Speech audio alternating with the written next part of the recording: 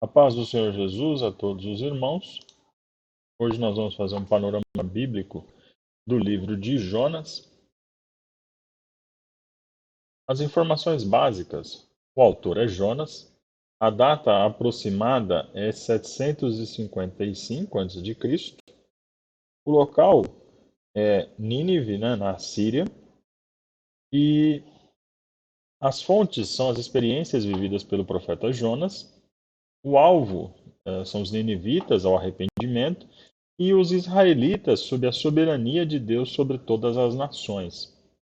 O versículo-chave é Jonas capítulo 4, verso 11, e a palavra-chave é a palavra misericórdia. Resumo do livro. Jonas recebe ordem de Deus para pregar o arrependimento ao povo de Nínive. Mas o medo e o orgulho de Jonas levam-no a fugir de Deus. E ele embarca num navio para Tarsis, né? Ele foge da presença, foge da vontade de Deus. Uma cidade em direção oposta. Uma grande tempestade logo faz com que a tripulação lance sorte para determinar que Jonas é o problema, e eles atiram-no ao mar, e ele é engolido por um peixe grande, e ele fica no ventre do peixe por 3 dias e 3 noites. Jonas lá, nesse lugar, ele se arrepende do seu pecado, que cometeu contra Deus, e o peixe vomita em terra seca.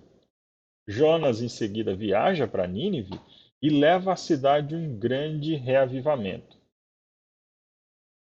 O conteúdo do livro.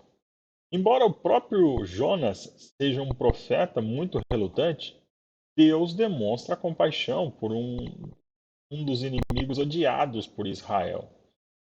As ênfases do livro.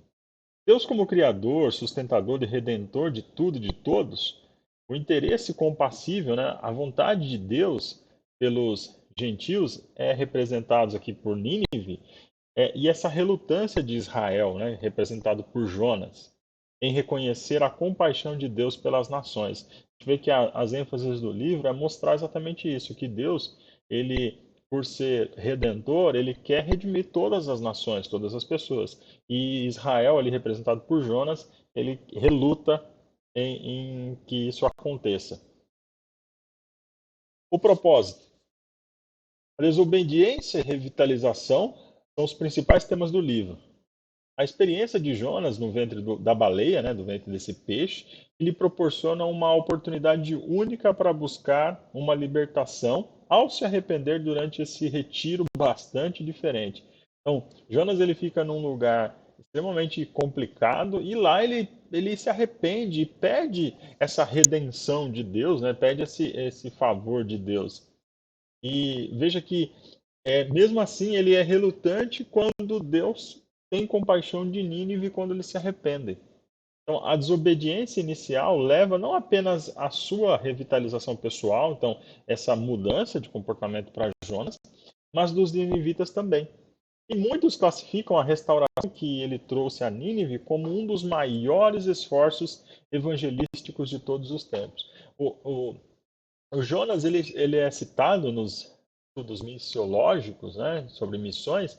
Ele é o primeiro profeta a ser enviado a outra nação. Ele é a primeira pessoa a ser enviada a outra nação em prol de levar a mensagem de Deus. É, alguns discutem se isso é real ou se é verdade ou não, porque Jonas, na verdade, ele foi obrigado a ir e ele fez bem mal feito, né? Porque ele não pregou assim com entusiasmo. Na verdade, ele pregou já como julgamento, porque no seu coração ele queria que Nínive fosse destruído mesmo. O esboço do livro. O chamado de Deus e a fuga de Jonas, está no capítulo 1. Jonas se arrepende dentro do peixe, capítulo 2. Jonas prega em Nínive e há grande avivamento, capítulo 3. E uma planta, um verme e um vento e uma conversa com Deus no capítulo 4. As principais personagens do livro de Jonas, Deus, claro e óbvio, Jonas, que é o autor do livro, né, o comandante do navio, não tem nome, e os ninivitas. Curiosidades, então, do livro. Jonas profetizou na época de Jeroboão II.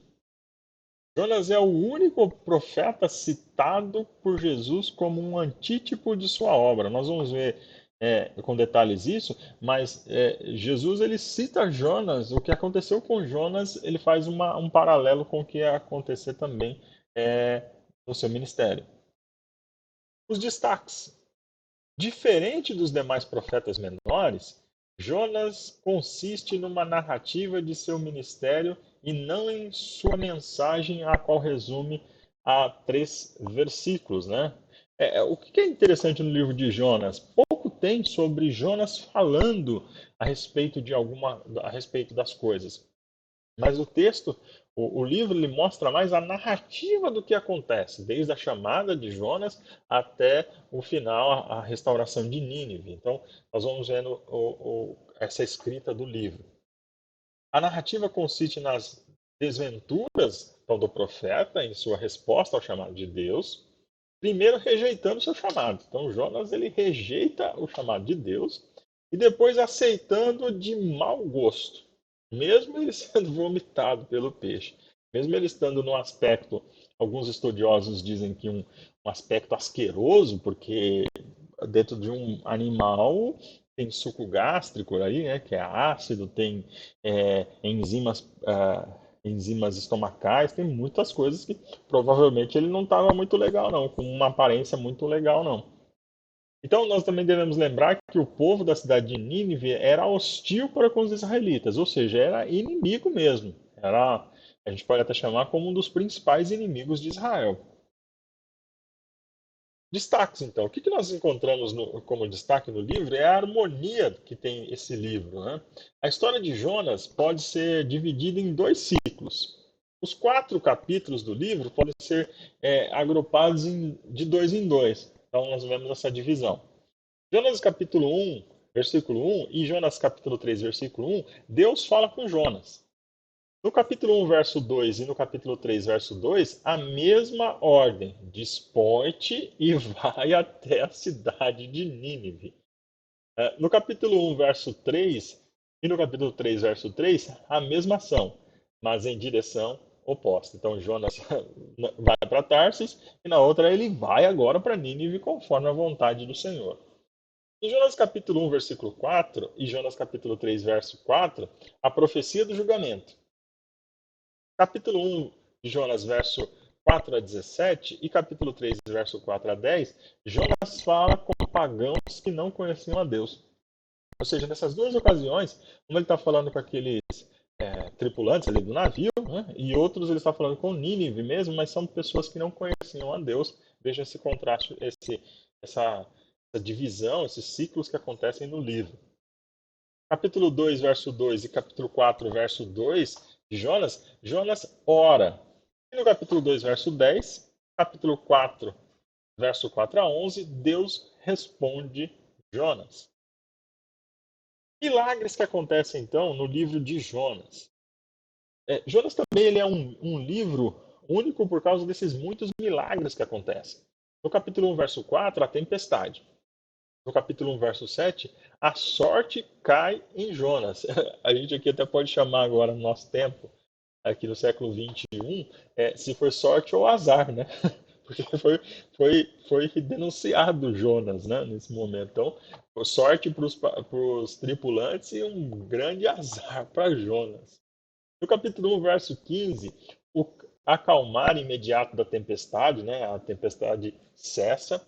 No capítulo 1, verso 17, o aparecimento do peixe. No capítulo 2, verso 10, a saída de Jonas do peixe. E no capítulo 4, verso 6, o aparecimento da planta, né? Uma planta misteriosa aparece do nada para proteger ali a careca, né? A cabeça de Jonas daquele sol escaldante. No capítulo 4, verso 7, o aparecimento do verme que devora essa planta que estava protegendo Jonas. No capítulo 4, verso 8, um vento calmo. Doutrinas. O que encontramos de doutrinas, então, no livro de Jonas? Primeiro, a misericórdia de Deus. Ao longo do livro, a misericórdia de Deus aparece como socorro a pessoas que não criam nele. Deus salvou os marinheiros da tempestade, então veja essa misericórdia de Deus para com os marinheiros. que cessou assim que Jonas, essa tempestade cessou assim que Jonas foi lançado ao mar, porque Jonas era o problema, Jonas era a causa da tempestade, em resposta ao clamor dos marinheiros.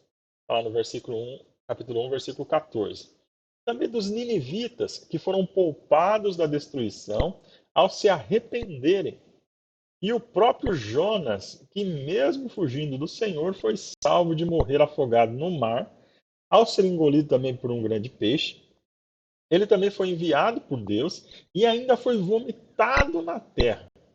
A misericórdia de Deus prova que ele ama todas as nações e todas as pessoas. Se nós observarmos, essa misericórdia de Deus, ela acontece lá com os marinheiros, ela acontece com Jonas, principalmente com Jonas, por algumas vezes, né? Da tempestade, também do peixe, também ele é livre também dos inimigos também, porque ele vai até uma cidade inimiga para pregar, e também essa misericórdia para com o povo de Nínive. A infidelidade, então, do povo de Deus. Mais um ponto doutrinário aqui no livro de Jonas. Jonas é o único israelita do livro e o personagem com o coração mais duro. Veja que Jonas era um profeta e ele tinha o coração duro. Os gentios se mostram dispostos a se arrepender, enquanto o povo de Deus está insensível ao Senhor. Veja que Nínive, o povo de Nínive, ele se mostra compassivo, ele quer fazer, ele quer se arrepender dos seus pecados, ele quer mudar de vida, mas Israel, ali representado por Jonas, não tem sensibilidade para com isso. O povo de Deus, por causa de um sentimento de posse sobre o Senhor, não aceita o caráter de Deus, nem que ele seja a salvação para outras nações, preferindo a morte em lugar da salvação dos seus inimigos. Veja que o povo de Deus, né, Israel, isso também acontece com alguns cristãos, ele quer ter essa posse de Deus, quer dizer que Deus faça aquilo que elas querem. Né? Deus como um garçom, Deus como um servo, né? Que Deus tem que fazer, Deus tem que fazer do jeito que eu quero, e esquecem que Deus é soberano, Deus faz o que Ele quer, na hora que Ele quer e quando. O caráter de Deus em Jonas. Jonas Deus é misericordioso no capítulo 4, verso 2, e também verso 10 a 11. Deus é providente, capítulo 1, verso 4 e também 17. E Deus se ira, capítulo 4, verso 2. Jonas e o Novo Testamento. Sinais de Jonas, então. Jonas é o único profeta citado pelo próprio Senhor Jesus como antítipo, né, de sua obra, assim como a experiência de Jonas ao permanecer 3 dias no ventre do peixe, enquanto lugar de morte. Jesus permaneceria morto durante 3 dias, essa é a comparação, e o sinal de Jonas que Cristo deu aos fariseus. Esse é o sinal. Quando eles perguntaram, dê-nos um sinal, e ele falando, o único sinal que vocês vão ter é o sinal do profeta Jonas. E não foi a sua morte, mas a sua ressurreição após o terceiro dia.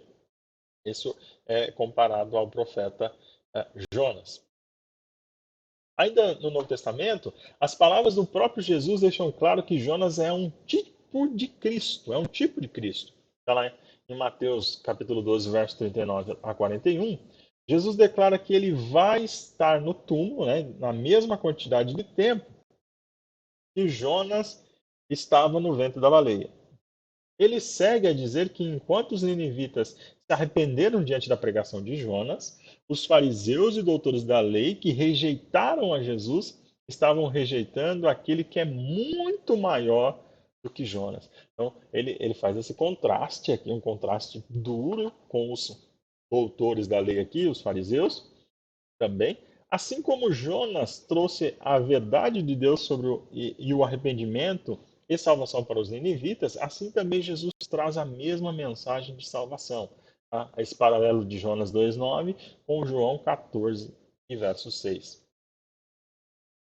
Ainda no Novo, citando sobre o Novo Testamento, em termos doutrinários, a salvação aos povos. O Senhor chama todas as nações ao arrependimento. O que se consuma com Cristo enviado para o mundo e não apenas para Israel. Jesus é anunciado pelo Novo Testamento como a luz tanto para os gentios como para o povo de Israel. E aí, partindo para a aplicação prática, não podemos nos esconder de Deus. Isso é um fato.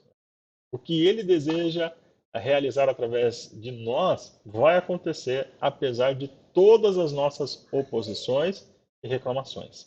Em Efésios 2:10 nos lembra que ele tem planos para nós e vai assegurar que vamos nos conformar com esses planos. Quanto mais fácil seria se nós, ao contrário de Jonas, nos submetêssemos a este plano, né? A Deus e aos seus planos. Seria muito mais fácil para nós. E o amor de Deus se manifesta em sua acessibilidade a todos, independente da nossa reputação, nacionalidade ou raça. O Evangelho é para todos os povos, em todos os tempos. A nossa tarefa, então, como cristãos, é ser o meio pelo qual Deus fala ao mundo e levar a salvação a outras pessoas.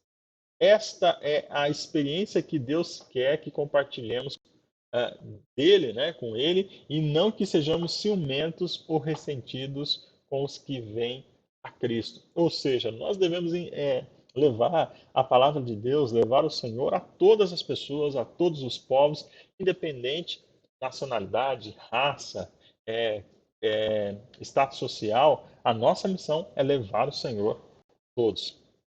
E para nós concluirmos, o livro de Jonas continua a história bíblica do Deus Criador e Redentor, que tem compaixão não só da sua nação, aquela que ele escolheu, mas de todos os povos que ele criou. E aí vem uma pergunta para a nossa reflexão. Você estaria disposto a abandonar a sua zona de conforto e pregar para aquele tipo de gente, de pessoa que secretamente você despreza? A pergunta é: você pregaria? Você está disposto a pregar para aquela pessoa que se faz seu inimigo? Fica essa dúvida aí para você, essa pergunta para você responder. Meus irmãos, que Deus abençoe a todos. Faz aquele pacotão do YouTube, curte, comenta, se inscreve no canal, compartilha com outros. Se ficar com alguma dúvida, posta aqui nos comentários. Que Deus abençoe a todos. Fiquem todos na paz do Senhor Jesus.